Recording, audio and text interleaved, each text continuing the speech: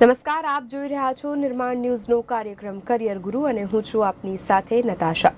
દર્શક મિત્રો, વિદ્યાર્થી અને દરેક એવા કેન્ડિડેટ જેઓ ઉત્તીર્ણ થવા માંગી રહ્યા છે કોમ્પિટિટિવ એક્ઝામ્સ માટે, તેમની માટે આજનો આ ખાસ અને વિશેષ કાર્યક્રમ આપની માટે લઈને ઉપસ્થિત થયા છે. જી હા, આ કાર્યક્રમમાં એક એવા વ્યક્તિ સાથે વાત કરીશું જેમણે રૂબરૂ આ પરીક્ષાઓ આપી છે અને પોતે સુવર્ણ અક્ષરે ઉત્તીર્ણ પણ થયા છે. અને સાથે જ છે હિરેન દવે, જેઓ કરિયર કાઉન્સિલર છે. હિરેનજી, સૌપ્રથમ તો આપનું ખૂબ ખૂબ સ્વાગત આ કાર્યક્રમમાં. સાથે જ છે ધવલ રવિયા, જેઓ જીપીએસસીના કેન્ડિડેટ તરીકે ઉમેદવાર હતા અને ત્યારબાદ તેઓએ મામલતદારની પરીક્ષા આપીને, એટલે કે મામલતદાર તરીકે સિલેક્શન તેમનું થયું છે અને હવે તેઓ મામલતદાર બનવા જઈ રહ્યા છે. ધવલજી, પહેલા તો ખૂબ ખૂબ અભિનંદન અને આપનું સ્વાગત. આભાર આપનો. ધવલ, સૌપ્રથમ મારો સવાલ આપને હશે, આ કાર્યક્રમમાં આપણે ગાઈડન્સ આપતા હોઈએ છીએ, વિદ્યાર્થીઓને પ્રેરણા આપતા હોઈએ છીએ, તો પ્રેરણારૂપી આજનો આ કાર્યક્રમ છે. ખાસ આપ અમારી સાથે ઉપસ્થિત છો ત્યારે જીપીએસસીની પરીક્ષા આપવાની પ્રેરણા આપને કઈ રીતે મળી? એકચ્યુઅલી મારું બચપણ એક પોલીસ પરિવારમાં જ, પોલીસ હેડક્વાર્ટરમાં જ હું મોટો થયેલો છું. તો નાનપણથી જ એક ઈચ્છા હતી કે જેટલો ઉપરથી હું આવી શકું એક પોલીસ અધિકારી બનું.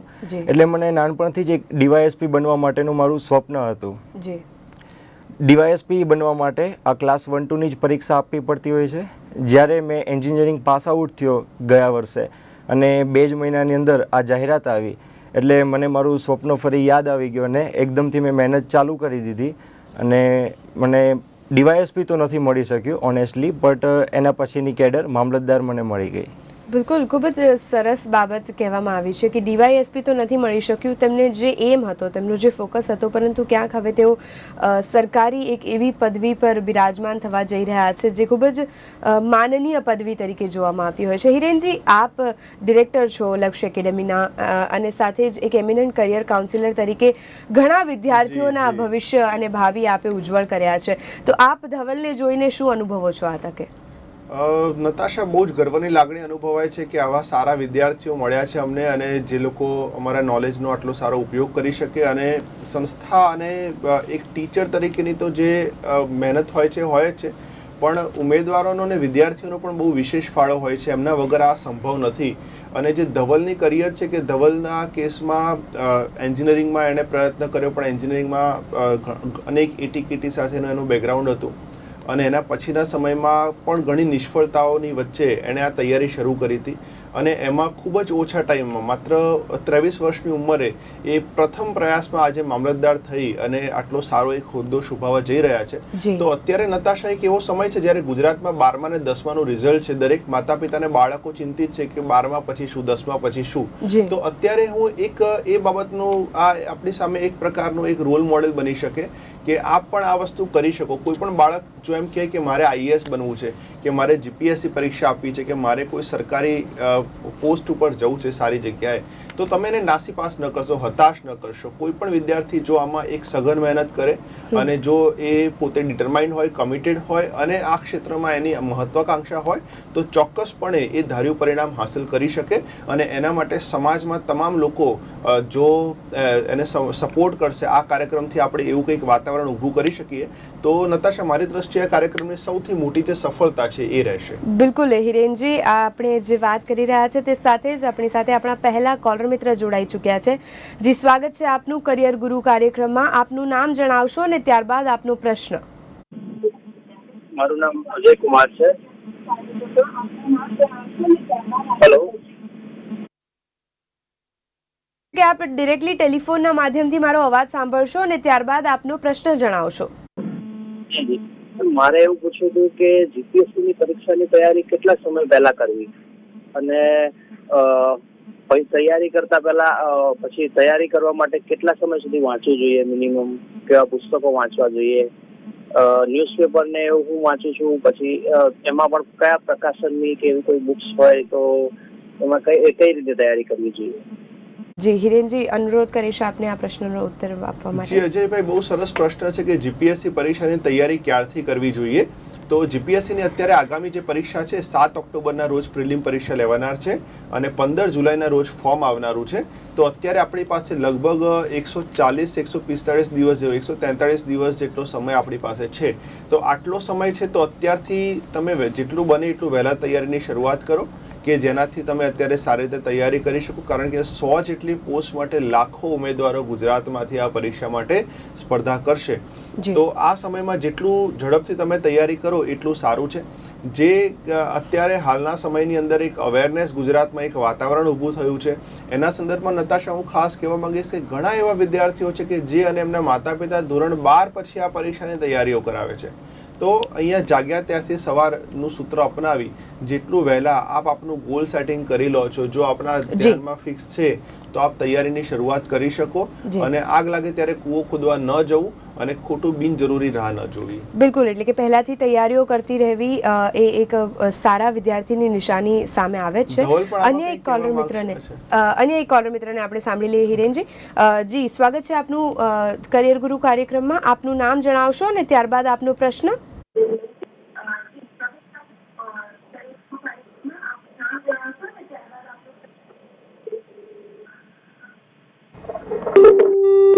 માફ કરશો, કોલિંગ લાઇનમાં ડિસ્ટર્બન્સ હોવાને કારણે આ ફોન ડિસ્કનેક્ટ થઈ જવા પામ્યો છે.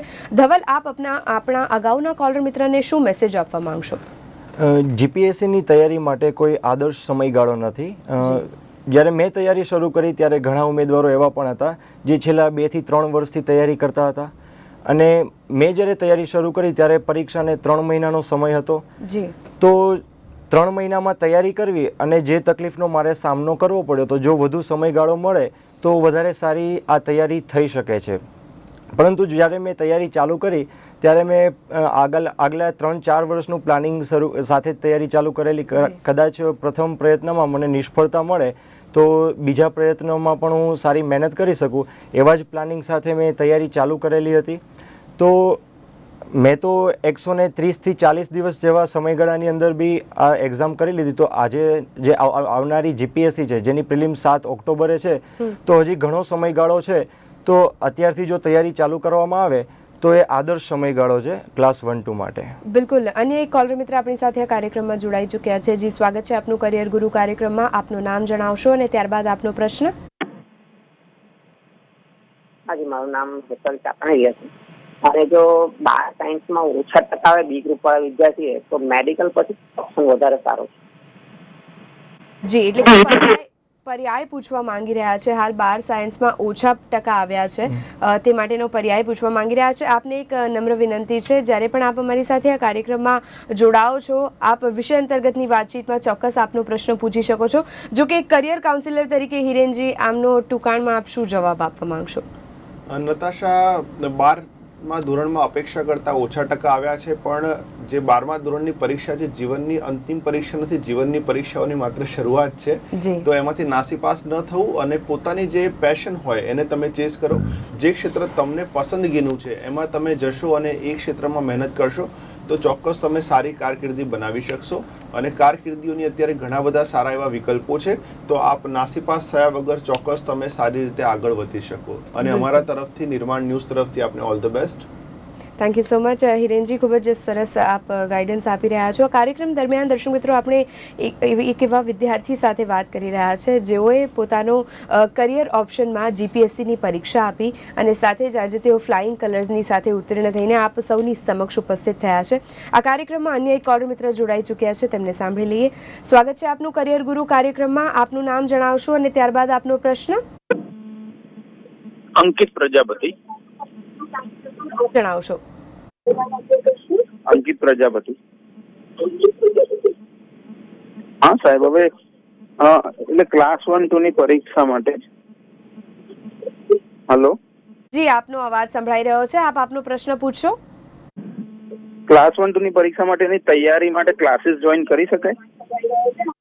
જી હિરેનજી, હું આપને પૂછીશ કે આ આઈડિયલ સવાલ છે આપની માટે. અંકિત, તમારો પ્રશ્ન બહુ ઉચિત છે કે ક્લાસ 1-2ની તૈયારી માટે શું કરવું જોઈએ.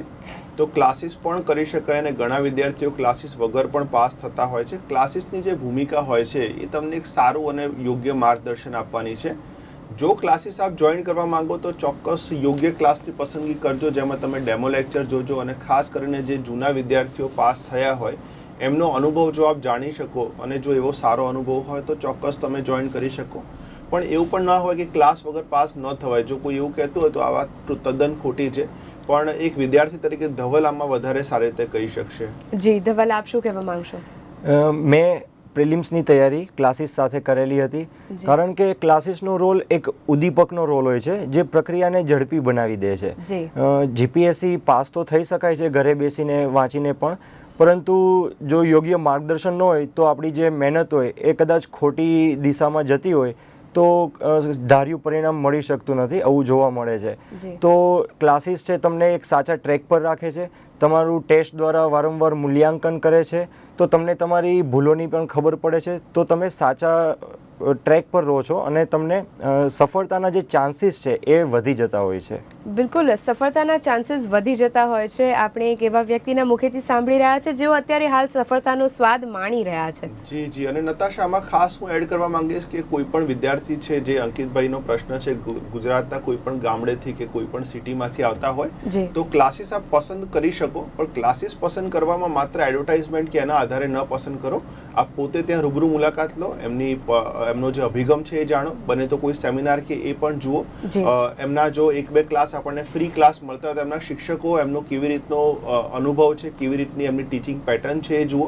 અને સૌથી વધારે જે સારામાં સારો માપદંડ છે એ જૂના વિદ્યાર્થીઓ, જો કોઈ તમારા જાણમાં હોય કે એમણે એ ક્લાસમાંથી કોચિંગ કર્યું હોય અને એ સફળ થયા હોય તો એમને શું લાભ થયો. કારણ કે ઘણા વિદ્યાર્થીઓ એવા પણ હોય છે કે જેમ કે અમે ક્લાસ જોઈન કરેલા પણ અમારે તો પૈસા પડી ગયા અને અમે અમારી મહેનતે પાસ થયા છીએ. તો આ પ્રકારની જે કહેવાય કે ખોટી જાહેર ખબરોની પાછળ તમે એની ભરમારમાં ન પડવું અને આપણે આપણી કારકિર્દી માટે યોગ્ય રસ્તો બનાવો. કારણ કે ક્લાસીસની જે ભૂમિકા છે બહુ કી ભૂમિકા હોય છે. તમે ખોટી જગ્યાએ જતા રહેશો તો તમારું કદાચ ભવિષ્ય રોડાઈ પણ જશે. જી બિલકુલ, એક જે બાબતોનું ધ્યાન રાખવાની બાબત છે તે ચોક્કસ અહીંયા આપને માર્ગદર્શન આપવામાં આવી રહ્યું છે. અન્ય એક કોલર મિત્રના સવાલને જાણી લઈએ. જી, સ્વાગત છે આપનું કરિયર ગુરુ કાર્યક્રમમાં. આપનું નામ જણાવશો, ત્યારબાદ આપનો પ્રશ્ન.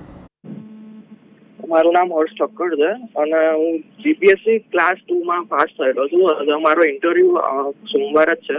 હું ધવલભાઈ જોડેથી જાણવા માંગીશ કે તમારો ઇન્ટરવ્યુનો જરા અનુભવ એક્સપ્લેન કરશો. ખૂબ જ સરસ સવાલ પૂછવામાં આવ્યો છે. આપ આપનો ઇન્ટરવ્યુનો અનુભવ શેર કરશો. ઇન્ટરવ્યુની અંદર એમની પાસે આપણી કોઈ માહિતી હોતી નથી. એમની પાસે આપણે જ્યારે એક કેન્ડિડેટ તરીકે જઈએ ત્યારે આપણે આપણું નામ, આપણો જિલ્લો કે આપણું કશું જ્ઞાતિ કે કશું જ કહેવાનું હોતું નથી. એમને જે માહિતી મળે છે એ એમના પ્રથમ પ્રશ્નમાંથી મળે છે. એમનો પ્રથમ પ્રશ્ન જ એ હોય છે કે તમે તમારા વિશે કહો. હવે એની અંદર તમે કંઈ પણ કહી શકો છો. એ જે તમે થાળી જે પીરસો છો એ જ એમની પાસે મટીરિયલ છે અને એમાંથી જ એમના આગળના પ્રશ્નો આવશે. હવે જે શબ્દો તમે આ તમારા ઇન્ટ્રોડક્શનની અંદર બોલો છો, તમારા જે હોબી બોલો, તમારું એજ્યુકેશન બેકગ્રાઉન્ડ બોલો, અત્યારે હાલમાં તમે શું કરો છો, આ વસ્તુ તમારે કવર કરવાની રહેતી હોય છે. જો આ જે મુદ્દાઓ છે, જેમ કે તમારી હોબી, તમે ક્રિકેટ બોલો છો તો તમને ક્રિકેટનું સંપૂર્ણ નોલેજ હોવું જરૂરી છે. મારી હોબી અને મારું પેશન વિશે પૂછેલું તો મેં યોગા વિશે જણાવેલું તો મારો ઇન્ટરવ્યૂ 10 મિનિટ સુધી એ તરફ જ જતો રહેલો. તો એની પછી મને ખૂબ જ ઊંડાણપૂર્વકની માહિતી હોવી જરૂરી છે. જે શબ્દો તમે બોલો છો એનો અર્થ અને એના વિશે ઊંડાણની માહિતી તમને હોવી જોઈએ. ઉપર છેલ્લું નોલેજ હોય તો એ વસ્તુ તમે ત્યાં જણાવશો નહીં. બિલકુલ, એટલે કે જે ઇન્ટેલિજન્સ ક્વોશન્ટનો અહીંયા જે વાત છે તે બાબત ઉપર ખાસ ધ્યાન આપવામાં આવતી હોય છે અને સાથે જ આપની બોડી લેંગ્વેજ, કઈ રીતે આપ કોન્ફિડન્ટ રીતે આપનો પ્રભાવ પાડી રહ્યા છો તે પણ ખૂબ જ મહત્વ ધરાવતું હોય છે. હું એક આમાં મુદ્દો એડ કરવા માંગીશ કે ઇન્ટરવ્યુ કેવી રીતે આપવો એના માટે ગયા રવિવારે નિર્માણ ન્યૂઝ ઉપર અમે આ ખાસ કાર્યક્રમ કર્યો હતો અને જો આપણો ઇન્ટરવ્યુ છે તો હું આપને એક નમ્ર વિનંતી એ કરીશ કે યુટ્યુબ પર નિર્માણ ન્યૂઝ સર્ચ કરી અને કરિયર ગુરુ સર્ચ કરશો તો ગયા અઠવાડિયાનો કાર્યક્રમ આપ જોઈ શકશો. તો ટૂંકા ગાળામાં આપને એક બહુ સારું એ મળશે. પ્લસ અમારી પોતાની જે લક્ષ કરિયર એકેડેમીની યુટ્યુબ ચેનલ છે એમાં ઘણા બધા સફળ ઉમેદવારોના જે કોઈ મૂક ઇન્ટરવ્યૂ થયેલા છે, જેમાં ઘણા સારા બોર્ડ મેમ્બર્સ દ્વારા લેવામાં આવેલા હોય તેને અપલોડ કરેલા છે. આ વસ્તુ માત્ર ને માત્ર વિદ્યાર્થીઓના માર્ગદર્શન માટે છે કે ભાવિ વિદ્યાર્થીઓ એમના અનુભવનો લાભ લઈ અને પોતાના ઇન્ટરવ્યુને વધારે સુધારી શકે. બિલકુલ હિરેનજી, ધવલજી, આપણે આ કાર્યક્રમમાં કોલરોની ભરમાર છે. અન્ય એક કોલરોને પણ સાંભળી લઈશું. જી, સ્વાગત છે આપનું કરિયર ગુરુ કાર્યક્રમમાં. આપનું નામ જણાવશો, ત્યારબાદ આપનો પ્રશ્ન. નમસ્કાર, મારું નામ સંકેત ડેડિયા છે જામનગરથી. હું ધવલભાઈને એ પૂછવા માંગીશ કે આટલા શોર્ટ સમય દરમિયાન એમણે કઈ રીતે day to day plan schedule કરેલા વાંચવાના પ્લસ ટ્યુશન, કે કઈ રીતે ક્યાં કેટલો ભાર આપવો સેલ્ફ સ્ટડી ઉપર કે આગળ જઈને આખું સક્સેસ થઈ જાય. ડે ટુ ડે પ્લાન અને શોર્ટ ટર્મ સ્ટ્રેટેજી અને લોંગ ટર્મ સ્ટ્રેટેજી બંને તમારી પાસે તૈયાર હોવી જોઈએ. તમારે જે આગળના 60 દિવસ કે 1 મહિનાની અંદર જેટલો સિલેબસ પૂરો કરવાનો છે એ તમને ખબર હોવી જોઈએ. એને દરેક દિવસની અંદર ડિવાઈડ કરી દો અને એ એક દિવસમાં તમારે કેટલું પૂર્ણ કરવાનું છે એ તમને ખબર હોવી જોઈએ અને એને પછી એકદમ રિજિડ રહેવું પડશે. એમાં કોઈ ફેરફાર નહીં ચાલે. કોઈ પણ રીતે એને પૂરું કરવાનો પ્રયત્ન કરો. કલાક સામે ના જો. ક્યારેક 5-6 કલાકમાં પણ તમારો સિલેબસ પૂરો થઈ જાય, ક્યારેક 8-10 કલાક પણ વાંચવું પડે તો એને વાંચી લો. તો રોજે રોજનું એ રીતે કાર્ય પૂરું થતું જશે તો તમે થોડા હળવાશ પણ અનુભવશો અને તમારો સિલેબસ પૂરો થવા લાગશે તો તમે કોન્ફિડન્ટ પણ ફીલ કરશો. તો આ રીતે રોજે રોજનું જો કાર્ય કરવામાં આવે અને લોંગ ટર્મ અને શોર્ટ ટર્મ આ રીતે 2 પ્રકારની સ્ટ્રેટેજી બનાવીને તૈયારી થાય તો આરામથી 2 થી 3 મહિનામાં એક વખત સિલેબસ પૂર્ણ કરી શકાય છે. જી હિરેનજી, આ કોલર મિત્રને આપ શું વિશેષ જ્ઞાન આપશો? ધવલે જે કીધું એક વિદ્યાર્થી તરીકેના અભિગમથી કીધું અને સંપૂર્ણ પૂરેપૂરી માહિતી છે અને જે કલાકો છે એની ઉપર ભાર આપવા કરતાં આપ આપણા અભ્યાસક્રમને યોગ્ય રીતે ન્યાય આપી શકો એ બરાબર છે. પણ કેટલાક લોકો એવા પણ હોય છે કે જે ઘણી વખત એવી ગેરમાન્યતાઓ ફેલાવતા હોય છે કે રોજ 14 કલાક વાંચવું જોઈએ, 16 કલાક વાંચવું જોઈએ. તો આવી કોઈ વસ્તુ હોતી નથી. જીપીએસસી અથવા તો યુપીએસસીમાં 7 થી 8 કલાકનું સરેરાશ વાંચન, ક્યારેક જેમ ધવલે કીધું કે ક્યારેક 10 કલાક પણ વાંચવું પડે, પણ સરેરાશ 7-8 કલાકનું જો વાંચન તમે રોજે રોજ રાખો, એક મેરેથોન રેસની જેમ રોજ એક સરખું તમે એને રિધમ પકડીને ચાલો તો આપણે ચોક્કસપણે એમાં સફળતા મળે છે. પણ તમારું એમાં જે કોન્સન્ટ્રેશન છે એ બહુ મહત્વનું છે. તો તમારું 100% કોન્સન્ટ્રેશન અને ફોકસ સાથે તમે વાંચો, માત્ર દેખાડવા માટે ન વાંચો. બીજી વસ્તુ કે કદાચ તમે એવું કરી શકો કે સાયકોલોજીનો એવો નિયમ છે કે કોઈ પણ વ્યક્તિ એક બાબત પર 45 મિનિટ જેટલું ફોકસ કરી શકતું હોય તો થોડા સમયે બ્રેક લેવાની હેબિટ રાખો. સપોઝ કે તમે રોજ 7 કલાક વાંચો છો તો 50 મિનિટ વાંચો, 10 મિનિટ બ્રેક લો, 50 મિનિટ વાંચો, 10 મિનિટ બ્રેક લો. 7 કલાક સુધી કરશો તો લગભગ 6 કલાક જેવું તમારું વાંચન તો થઈ જ જશે. આ જ વસ્તુ અથવા તો તમે બીજી રીતે કરી શકો, 25 મિનિટ વાંચો, 5 મિનિટ બ્રેક લો. આ રીતની પદ્ધતિથી 14 વખત કરો છો તો પણ તમે 7 કલાક જેવું તમે વાંચી શકો છો. તો આ રીતની પેટર્ન તમને જો યોગ્ય લાગે તો અપનાવી શકો. બિલકુલ, જે ટાઈમ શેડ્યુલ અને જે ગેપિંગ આપે જણાવ્યું છે હિરેનજી આ કાર્યક્રમમાં તે ખૂબ જ ઇમ્પોર્ટન્ટ છે અને સાથે જીપીએસસી આપવાની પ્રેરણા કઈ રીતે મળી ધવલને તે તો આપણે તેમની પાસેથી જાણી લીધું. ધવલ, લાખો વિદ્યાર્થીઓ ગુજરાતમાં જીપીએસસીની પરીક્ષા માટે ઉત્તીર્ણ થતા હોય છે. તેમાંના અમુક જેમ્સ, જેમ આપ છો તેમ અમુક જેમ્સ સિલેક્ટ થતા હોય છે ને પોતાનું કરિયર આગળ લઈ જતા હોય છે. આપની જે પ્રેરણા છે તે તો અમે સાંભળી, પણ આપની જે મહેનત છે તે હું આપના મુખેથી સાંભળવા માંગીશ. મહેનત, મેં જ્યારે એક્ઝામ ચાલુ કરી ત્યારે મને ખબર હતી કે મારે બીજા કરતાં ખૂબ જ ઓછા સમયની અંદર મારે ખૂબ જ આગળ જવાનું છે. મારા જે હરીફો જે હતા, મારી સાથે જે બીજા અન્ય ઉમેદવારો હતા એમની તૈયારી મારા કરતાં ખૂબ સારી હતી, કારણ કે 2014ની જે જીપીએસસી લેવાયેલી આગળની એનું પરિણામ હજુ આવેલું જ હતું. તો એમાં જે નિષ્ફળ થયેલા ઉમેદવાર હતા એમની પણ તૈયારી, નિષ્ફળ આગલી જીપીએસસીમાં થયા હતા પણ એમની તૈયારી પણ વધુ સારી હતી મારા કરતાં. તો હવે મારે વધારે વાંચવાનું હતું. તો આના માટે મેં રોજની 6 થી 7 કલાક બસ આટલું જ વાંચેલું 60 થી 65 દિવસ સુધી અને પ્રિલિમ્સમાં મને સફળતા મળી. અને પ્રિલિમ્સની સફળતા બાદ મેં મારું બધું જ ધ્યાન મેઇન્સ માટે રાઇટિંગ પ્રેક્ટિસ પર રાખેલું. રોજને 2 થી 3 કલાક તો મિનિમમ લખતો જ હતો. તો રાઇટિંગ પ્રેક્ટિસ ખૂબ જ જરૂરી બની જાય છે. બિલકુલ, જે પ્રમાણેના અનુભવો હાલ ધવલ દ્વારા અહીંયા શેર કરવામાં આવી રહ્યા છે. અન્ય એક કોલર મિત્ર આપણી સાથે આ કાર્યક્રમમાં જોડાઈ ચૂક્યા છે, હિરેનજી ધવલજી. તેમને સાંભળી લઈએ. જી, સ્વાગત છે આપનું કરિયર ગુરુ કાર્યક્રમમાં. આપનું નામ જણાવશો, ત્યારબાદ આપનો પ્રશ્ન. હેલો, હું મિત્તલ વેગડા. સૌપ્રથમ હું ધવલભાઈને અભિનંદન આપવા માંગુ છું અમારા જ્ઞાતિનું ગૌરવ. મારો સવાલ એ છે કે હું હેમચંદ્રાચાર્ય ઉત્તર ગુજરાત યુનિવર્સિટીમાં મેં ગ્રેજ્યુએશન કરેલું. એમાં મારે એકાઉન્ટમાં 100 આઉટ ઓફ 100 છે અને સ્ટેટમાં પણ. તો સીએ કરું કે જીપીએસસીના ક્લાસીસ, એ માટે સજેશન જોઈએ છીએ. મિત્તલને સજેશન જોઈએ છે ધવલ આપની પાસેથી, શું કહેવા માંગશો? બંને કેરિયર ખૂબ જ અલગ છે, ચાર્ટર્ડ એકાઉન્ટન્ટ અને જીપીએસસી. આ બંને વસ્તુ એવી છે કે બંનેમાં ખૂબ જ મહેનતની જરૂર છે. એટલે બંને વસ્તુ એક સાથે થઈ શકે એવું નથી, પણ ઘણા ઉમેદવારો અમારી સાથે પાસ થયેલા ઉમેદવારોમાં પણ 2 ચાર્ટર્ડ એકાઉન્ટ પણ છે. તો ચાર્ટર્ડ એકાઉન્ટ પૂર્ણ કર્યા પછી પણ આમાં આવી શકાય છે. અને જીપીએસસીમાં સિવિલ સર્વિસીસની અંદર ડેપ્યુટી કલેક્ટર, ડીવાયએસપી, મામલતદાર સિવાય એઓ અને સીટીઓ, ચીફ ટેક્સ ઓફિસર અને એકાઉન્ટન્ટ ઓફિસરની પણ પરીક્ષા લેવાતી હોય છે, જ્યાં આગળ તમને તમારું કોમર્સ અને સીએનું નોલેજ છે એ પણ કામ આવતું હોય છે. મારા મતે સીએ અને જીપીએસસી વચ્ચે સરખામણી ના થઈ શકે. તમને જે બનવાની વધારે ઈચ્છા હોય એ તરફ તમારે મહેનત કરવી જ પડશે. બંને રસ્તા એવા છે જ્યાં મહેનત તો કરવી જ પડશે. બિલકુલ. હિરેનજી, આપ શું કહેવા માંગશો મિત્તલને? ધવલની વાત બહુ સાચી છે કે તમારું જે ગોલ સેટિંગ છે એને લઈને આગળ વધો, પણ જેમ ઘણા લોકો સીએ થયા પછી પણ જીપીએસસી આપતા હોય છે, તો જો તમે જીપીએસસી બનાવી ગવર્મેન્ટ ક્ષેત્રમાં તમારી કારકિર્દી શોભાવવા માંગતા હો તો એમાં સીએ હશો અથવા તો કોમર્સમાં સામાન્ય બીકોમ સાથે ગ્રેજ્યુએટ હશો, તમે યુનિવર્સિટી ટોપર હશો કે 35% પાસ આઉટ હશો, એનાથી કોઈ ફેર પડવાનો નથી. એટલે જો તમારું એવું સ્વપ્ન હોય કે તમે મામલતદાર કે ડેપ્યુટી કલેક્ટર કે ડીવાયએસપી જેવી કોઈ પોસ્ટ ઉપર કામ કરવા માંગો છો તો સીએની કારકિર્દીની જરૂર રહેતી નથી. પણ આ જે આખો પ્રશ્ન છે આપના પોતાના પેશન પર વધારે ડિપેન્ડ કરે છે મિત્તલ, એટલે આપ એની ઉપર વધારે ધ્યાન આપજો. અને બીજી વસ્તુ એ છે કે જે સીએનું ક્ષેત્ર છે, આજકાલ ઘણા લોકો પાસ થાય છે ને એ ક્ષેત્રમાં પણ ઘણી બધી સ્પર્ધા અપ એન્ડ ડાઉન થઈ ગયા છે, તો એની અંદર પણ જે તકો પહેલાં જેવી હતી એવી આજકાલ ન રહી હોય એવું કહી શકાય, થોડી મર્યાદિત થઈ ગઈ છે. જ્યારે ગવર્મેન્ટ ક્ષેત્રની અંદર તમને જે પાવર છે, પ્રેસ્ટીજ છે એ મળશે, એ કોઈ પણ પ્રાઇવેટ ક્ષેત્ર જોડે આપ તુલના નહીં કરી શકો.